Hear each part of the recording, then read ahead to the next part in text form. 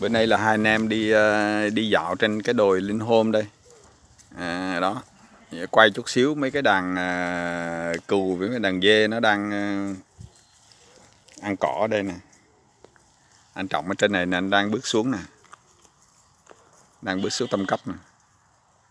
Hồi sáng này là hai anh em đi dạo cái hồ ở bên cạnh cái hồ bơi Nosumbi. Xong rồi là đi test corona. Test corona xong rồi bây giờ là đi dạo ở đây, dạo khu đồi. Coi như là rước anh lên đồi cỏ hoang ngập lối.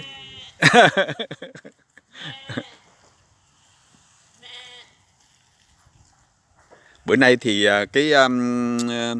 cái museum ở đây nó đóng cửa.